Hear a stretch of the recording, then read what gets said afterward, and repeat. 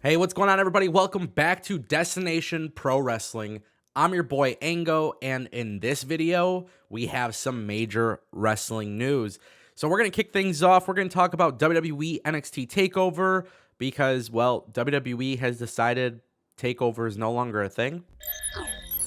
Yeah, so Takeover War Games is no longer a thing. It's now just NXT War Games. And for whatever reason, WWE decided, hey, we're done with the Takeover name. And I don't know if this is Vince McMahon basically saying screw Triple H, screw Shawn Michaels, screw Matt Bloom, screw William Regal. But in a very weird way, I feel like that is absolutely the case.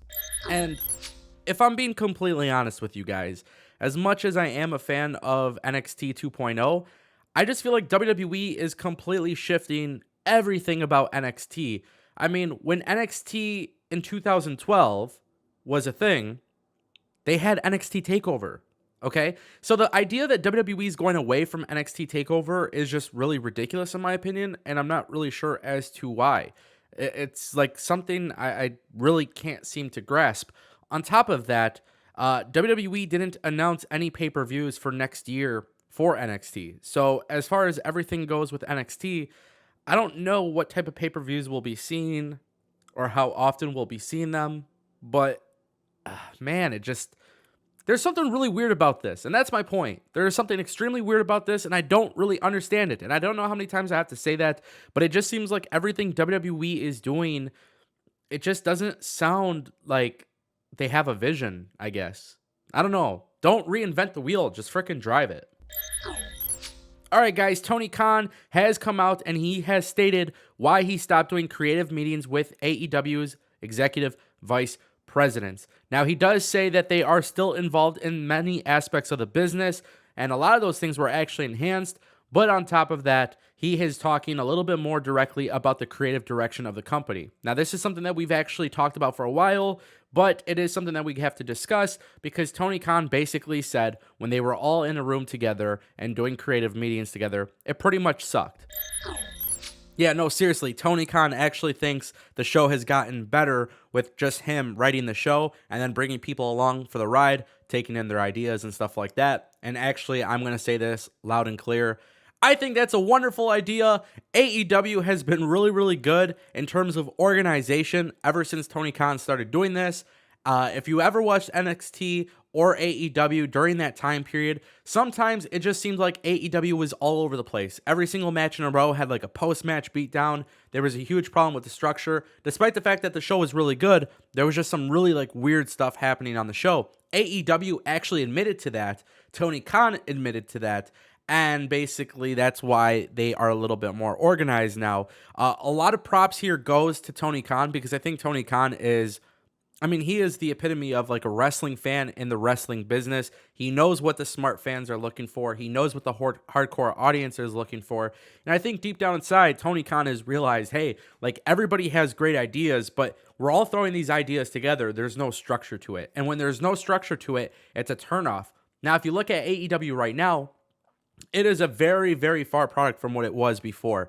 But I also mean that in a very good way. I feel like not only is it more organized and more structured, but also I think AEW is accomplishing more at this stage of the game with the way that they're writing shows. I feel like there's certain parts that maybe don't fit, but for the most part, everybody has somewhat of a story being told. And I think that is the most important part to wrestling, something I always praise Impact Wrestling for, and something I am extremely excited about when it comes to AEW, because here's the thing.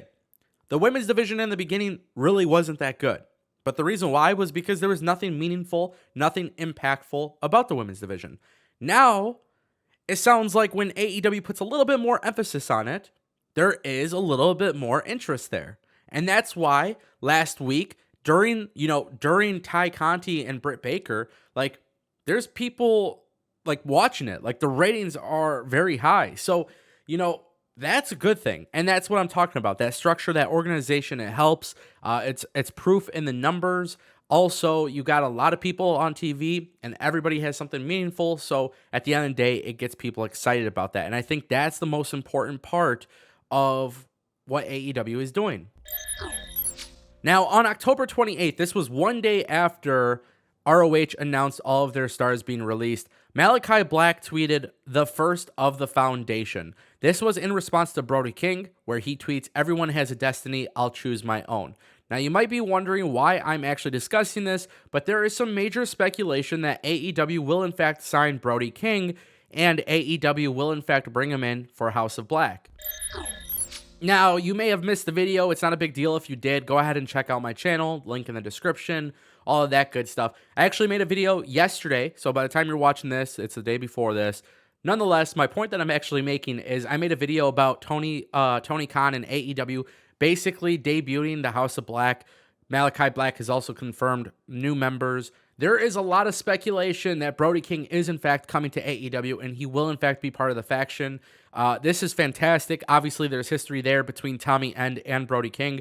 Also, I think when you look at the list of ROH wrestlers who have been released, Brody King is one that has major potential. We saw what he's done in ROH and NWA. People want to see him with the spotlight, and the great news is AEW is the platform that is able to achieve that for him. So this is something that we really got to consider, something that we really got to talk about, and something I think a lot of people in the long run of things, right? Like long term, I think this is something that people are going to get excited about because you want to be effective with your signings. And I think AEW, they don't want to always admit who they're signing. They don't always want to admit, every gossip, every rumor, everything like that. But sometimes it's just in plain sight, and they want you to realize that. And I think Malachi Black knew exactly what he was doing when he did that. But also on top of that, I think you got to look at it from the perspective of AEW. They want surprises to happen, but they want you to know that the surprise might be happening because obviously you tune in. And I think that's actually a very effective strategy for AEW. I think it was a very effective strategy for NXT throughout all the years. Adam Cole debut, Drew McIntyre debut when he came to NXT, Andrade debut. Like all of these things, WWE kind of, led you into the direction to believe that these things were happening. That's exactly what AEW is doing right now, and I give them a lot of credit for pulling it off. So my question to all of you today is, who do you want to see join AEW from the list of ROH wrestlers? Because me personally, I think Brody King, Rush are the two for sure. Without a doubt, I want to see them in there. I know some people have mentioned Jay Lethal, Jonathan Gresham. I think those two guys are headed to Impact. I know some people have mentioned Dalton Castle. I can also see that happening. I know there was interest from WWE at one point. Now WWE doesn't give a shit about indie wrestlers. So ultimately, I'm very excited to see what happens. But I want to know what you guys think in the comment section down below. So thank you so much for watching. And I'll see you next time right here on DPW.